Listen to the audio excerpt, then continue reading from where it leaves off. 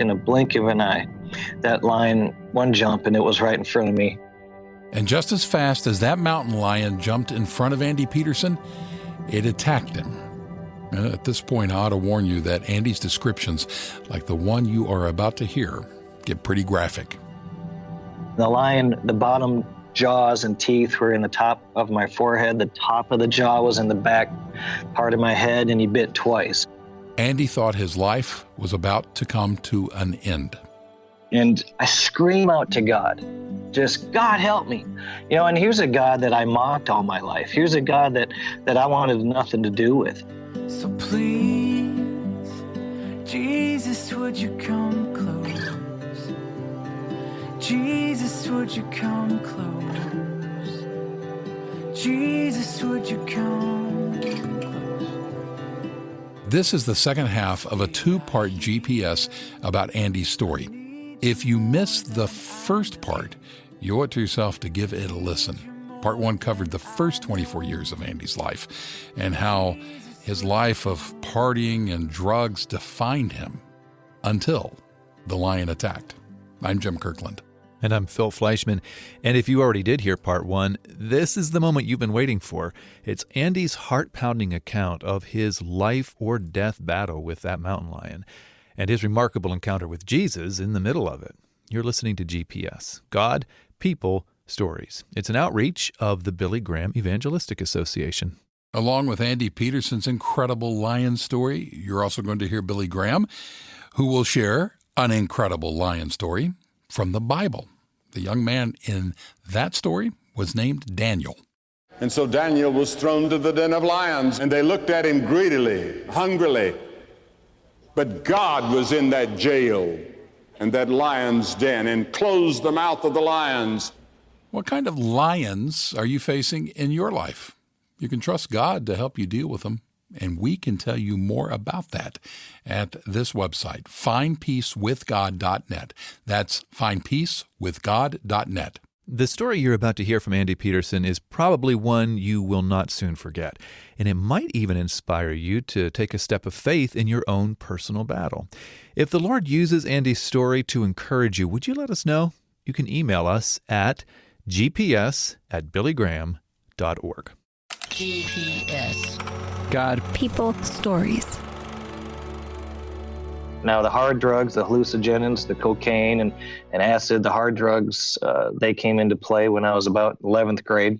I actually got a DUI in 11th grade, going into 12th grade. So I was on a fast path. Andy Peterson was still on a fast path as a 24-year-old working at a state park in Denver, Colorado. He was spending a lot of his time getting drunk and high and taking money from his family to buy the drugs. He may not have realized it, but Andy was already in a battle when he encountered that mountain lion. It was a battle for his soul. The Bible says, be sober-minded, be watchful. Your adversary, the devil, prowls around like a roaring lion, seeking someone to devour. Andy was about to experience that in a most literal way. I wanted to find a little refuge place where I could kind of just disappear and kind of get away from everything, almost like a little refuge type, quiet park. And 15 miles southwest of Denver was a park called Roxborough State Park. And I loved this park. I fell in love with this park. Reason being is they had 4 trails. My favorite was called Carpenter's Peak Trail. And it was a 3.2-mile trail that went up a 1,000-foot incline, 45-degree angle. This wasn't unfamiliar territory for Andy. He made the same hike every week. Now, on this particular day, which was in the spring of 1998, there were a few other hikers on the mountainside, but they were heading down as Andy was climbing up. He barely spoke to a group of women he rushed past on the narrow trail. He just wanted to be left alone. And pretty soon he got his wish. He was all by himself on the mountaintop. He was taking in views of Colorado's grassy plains, the red rocks, the snow-capped peaks. Then, when he began his descent, he spotted something else. Right underneath this little pine tree not far from me, all of a sudden I saw this big brown fur. And I have German Shepherds at home. I know what they are, or fox or coyote. Nah, this is bigger. And I realized real quick, there's a mountain lion, man. There's a mountain lion. It's right in front of me. Andy's excitement quickly gave way to a sobering reality. There was not another human being in sight, and the lion was blocking Andy's only way down the mountain, and it was only a matter of time before it noticed him. Andy had one of those pocket knives with different tools on it. He quietly pulled it out of his hiking pack and started fiddling around with it, trying to figure out which blade to use in the terrifying event of an attack. And then he made a mistake. When I folded in the screwdriver part, it slipped out of my finger and slapped back into the case and made a loud snap sound that echoed. And I glanced, I've been watching the lion the whole time, and I glanced at that knife and looked right back at the lion, and in a blink of an eye, that fast, that lion was gone. And I panicked. I couldn't see it. I didn't know where it was, and I panicked. I didn't know if it was behind me or where it was. And the trail did this U shape, and further down the trail I looked, and all of a sudden there's this lion staring right at me. The eyes of this animal were so crisp and so vivid and so powerful that it immediately upon seeing these things, we locked on, and it's like my life just stopped. Seconds turned into minutes as Andy and the lion stared at each other, frozen in place. Eventually, Andy decided to back up a little to indicate he wasn't a threat, but his plan didn't work. In a blink of an eye, that lion, again, one jump, and it was right in front of me. Head came above my waist. I could have reached out and pet the thing. Black markings down its eyes. The ears were down in a pounce position. The mouth was hanging open. You could see the 4 dominant teeth. I took one step kind of towards my left, and immediately I jumped up on the uphill side to get the advantage. And I took one more step, almost like we're just trading spots. And I realized, please, somebody come up this mountain. I had 3 miles of trail to get down to the bottom. I took one more step like we're trading places, and bam, slammed into me. I didn't even see it coming. The claws tore open Andy's chest as he and the lion tumbled off the trail. Andy was able to get up and dodge the next attack. Then he started running backwards down the trail, facing the lion, which was easily keeping up with him. They came to a 3-foot drop, and Andy jumped down. We were eye to eye, and same height, same level, and that lion launched and slammed into me with such force. We slammed down that mountainside, down the cliff there, about when took 2 3-inch diameter trees, snapped them right off like toothpicks. The power of this line was it's just so powerful, such force. I heard a loud thud as we tumbled and rolled down the mountainside, and the back of this line slammed up against this big bush. The bottom claws were thrashing all down by my knees and my thighs. The top claws were all up by my neck and head area. But the biggest threat came from the lion's mouth. It had clamped down on Andy's head. You could hear the popping sounds as he pulled my head and my neck down towards his mouth. And the lion, the bottom jaws and teeth were in the top of my forehead. The top of the jaw was in the back part of my head, and he bit twice. And all you could hear was kind of a raking sound across my head. I could see the tooth right in front of my eye. I could look right down this lion's mouth. You could smell just the rotten flesh or whatever it was gnawing on before we started fighting. And I had the knife in my hand, and I started going for the head, for the neck area, trying to just stab it in the neck and get in there somehow so it let go of me. And all I saw was fur fly. That knife would not get into the fur. The fur was so tough.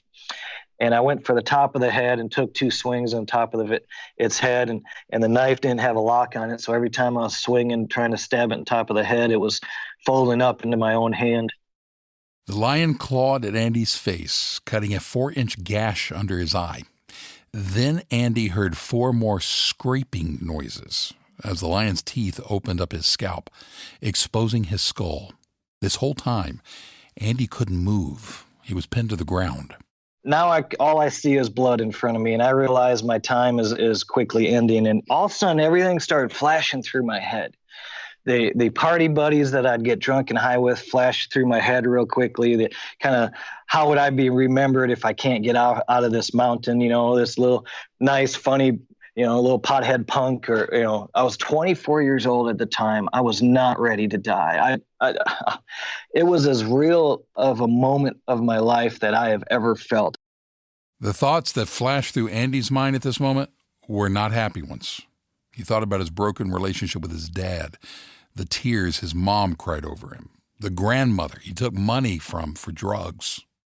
I didn't want to go without at least saying, guys, I'm sorry. You know, I'm sorry for being like that. In that moment, as Andy began to feel the weight of his sin, something happened. All of a sudden, I get this, don't give up, son. Don't give up on this life I gave you. You keep fighting. Never, never, never give up on that life I gave you. And it gave me this adrenaline boost to just keep fighting. Don't just sit there.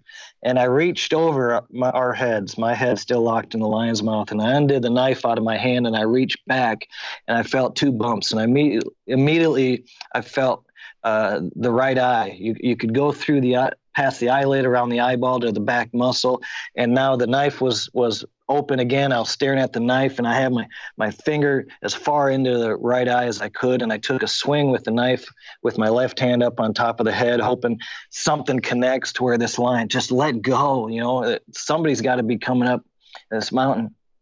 And I scream out to God, just, God help me, scream out to God.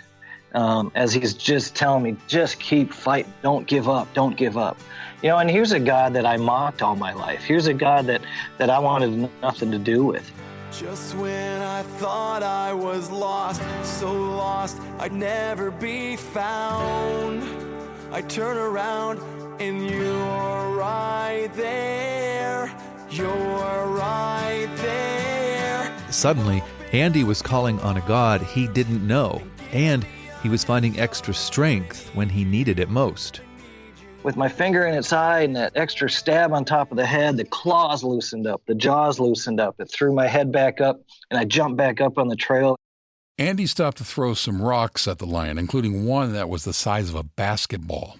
It hit him, and Andy was able to start running down the mountain. Okay, I'm making it, man. I got out of the hold. The hold was so strong, I didn't think I could get out of that.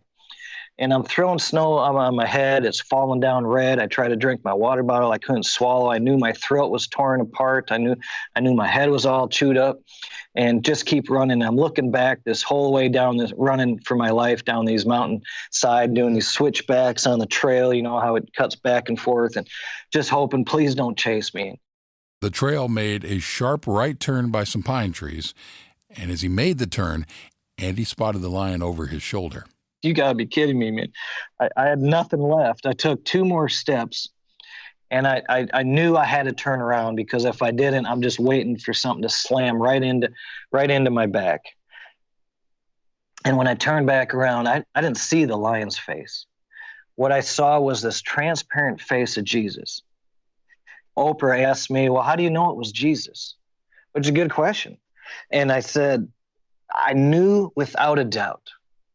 As soon as I saw this sweet, awesome face, the peace that rushed through me was unlike anything I have ever experienced in my life. The peace was so complete. It was so real that it was like everything was right there, almost like I got picked up and hugged and held, go, I got you, son. I got you. You want a second chance in life? And you start living for me. Start living for me. Go on, get down this mountain. But start living for me. So don't lose heart and don't forget my work in you ain't finished yet. Hold on to me now, I'll never let you down.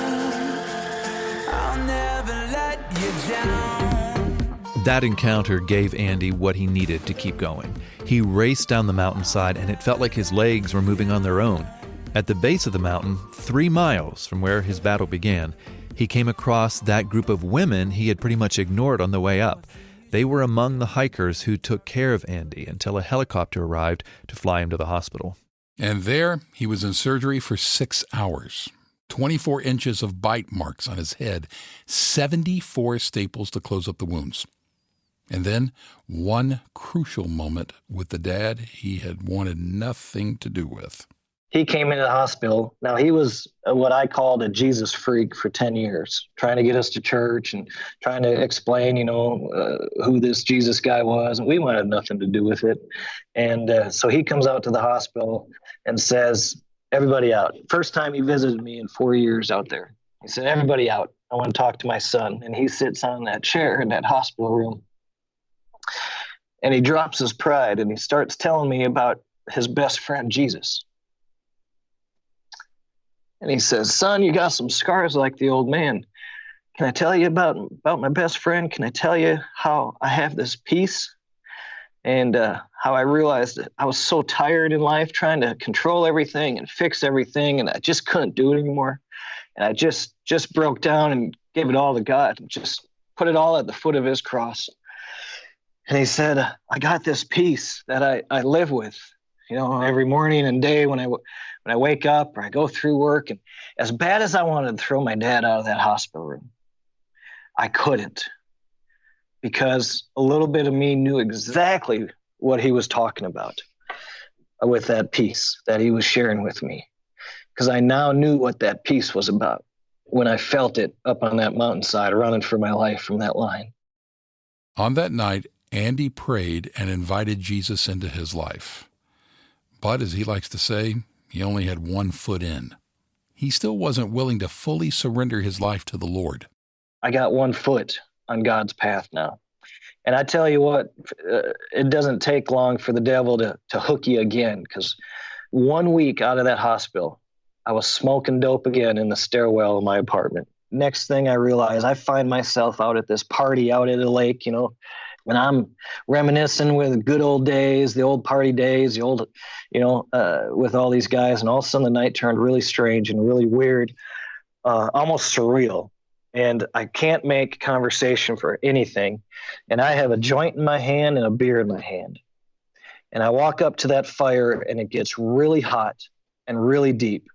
And I hear, as clear as I've ever heard, God asked me, do you need another lion, son? Do you need another lion? And I threw that junk right back into the devil's face. I threw that joint and that beer and those chains right back into his face. And I said, God, I'm done. I'm done running. I don't. Please, no more lions. And I sat there and I told my ride, I said, guys, I'm right here when you're ready to go. I'm done. My party days are over. Well, as hard as I could, I pulled that other foot out of the mud, and I put it over to my other foot on God's path. And as soon as I slammed that down with everything I had on God's path and put it all at his feet and surrendered every part of me, that same peace that my dad shared with me in that hospital room, that same peace that I felt on that mountainside when I saw Jesus' face, that same peace when I put both feet finally on God's path rushed through me again. And that's when I realized that's what I have to do. I have to be 100% all in for Christ. 100% in for Christ. That's how Andy has tried to live for the last 21 years, all in for Christ. Today, he runs Lion King Ministries with the goal of telling as many people as possible about Jesus.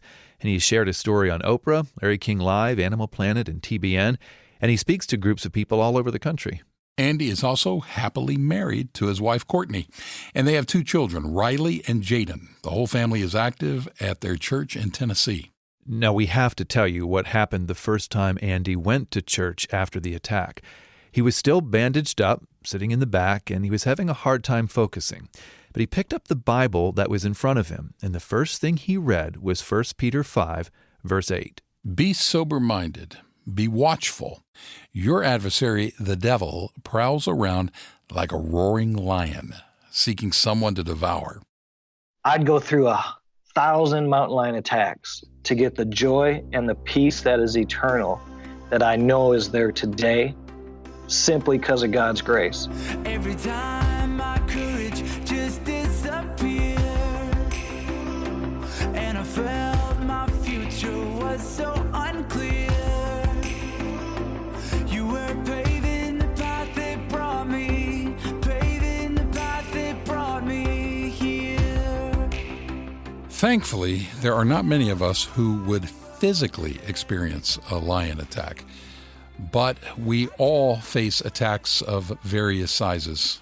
And if you're in the middle of an attack now, if there's something that you are wrestling with, there is hope, and we'd like to tell you about it. Visit this website, findpeacewithgod.net. That address again is findpeacewithgod.net.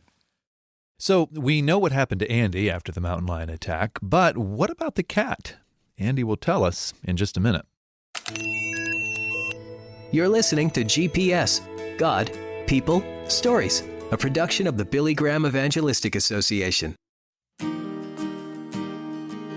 One day, one of the kings said, I'm going to have a decree that if anybody prays to any other god but me, in the next 30 days, he'll be thrown to the den of lions. Billy Graham. Daniel was a young man that dared to prove God. He dared to condemn the wicked King Belshazzar. He dared that he would bow down to no one but God. He continued to pray. And so Daniel was thrown to the den of lions, and they looked at him greedily, hungrily. But God was in that jail and that lion's den and closed the mouth of the lions. Daniel gave God first place in his heart. And the dynamic of Daniel's life was the presence and power of God within him. When you receive Christ, he comes in to give you a new power, a new strength, a new love. Billy Graham and the story of Daniel. And you can hear the entire message by paying us a visit to the Billy Graham audio archives. They are found at billygrahamradio.org. When you get there, type this message title into the search bar. It's Daniel, a Religious Revolutionary. Or just click on the link to the message in the description section of this episode of GPS. Andy Peterson has been our guest on this two-part GPS about his encounter with Jesus Christ and his encounter with a mountain lion. About 9 months after those encounters, Andy got a call about a mountain lion perched in a tree right behind a house near Denver. So they called me and said, you got to get over here. So I pull up, and there's all kinds of authorities and Division of Wildlife, and I go into this house, and they make a path for me to go to the window or the door in the back, patio door there, and I look up, and I see this lion up this tree. And I knew instantly that it was the same one. And they put a dart in it, couple darts. We actually held the tarp, and it fell into the tarp. I got to brush my hand on the side of this lion, and all you could feel was the muscle, just the ripples of the muscle. It was about a 110-pound female. There was a scar on the top of the head about an inch, and the right eye was missing. And I don't blame that lion. I'm very grateful for that lion, because I'd hate to see what path I would be on today without that lion in my life. And I said, if that's healthy, you let it go. And 40 miles southwest of Denver later that afternoon, they released that lion. Well, there's no argument. That was one amazing story from Andy Peterson. And we are thankful that he took the time to share with us how God worked through his life in an amazing way. I'm Jim Kirkland. Yeah, I'm Phil Fleischman. That really was an amazing story, wasn't it? Andy says we all face a mountain lion in this life. That can be in the form of a tragedy, an addiction, or something else. And if you would like to share your own lion story or a prayer request with us, you can do that by email. The address is gps@billygraham.org. One more time, that's gps@billygraham.org. GPS, God, People, Stories. It's an outreach of the Billy Graham Evangelistic Association. Always good news.